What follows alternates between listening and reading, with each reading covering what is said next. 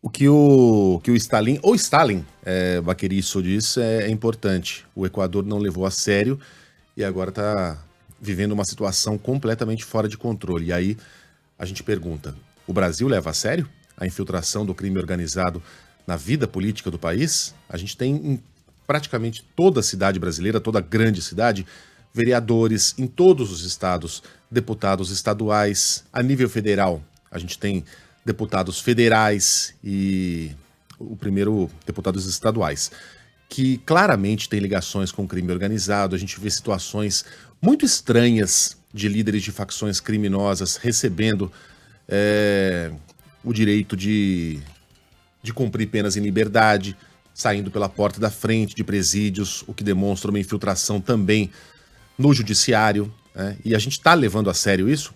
A gente está tratando como algo prioritário na nossa agenda social? Acho que todo mundo sabe a resposta.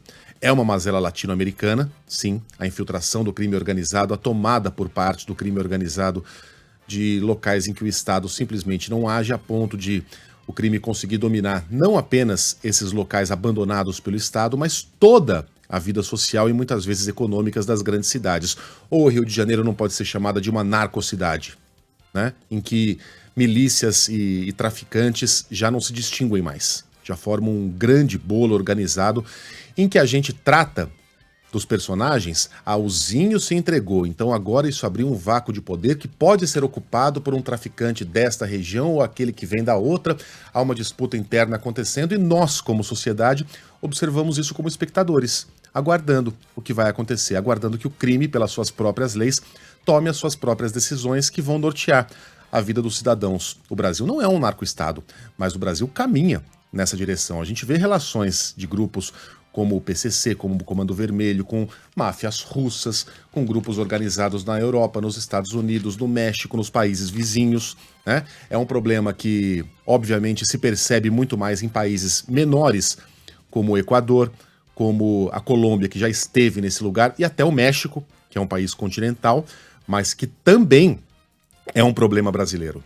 E até países que tinham taxas de criminalidade relativamente controladas, ou bastante controladas, como Argentina, Chile, Uruguai, tiveram na segurança pública uma das pautas das últimas eleições presidenciais. Nunca se falou tão abertamente na venda aberta de armas sem nenhum tipo de limitação na Argentina, porque a segurança pública jamais foi um problema nos argentinos. Tá passando a ser.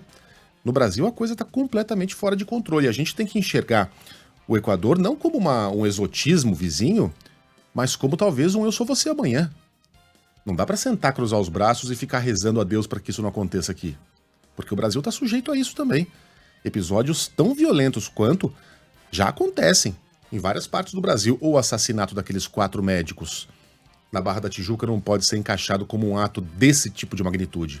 A ousadia com que aqueles homens foram mortos por engano por uma milícia no Rio de Janeiro, apenas porque acharam que um deles talvez fosse um dos milicianos de um grupo rival.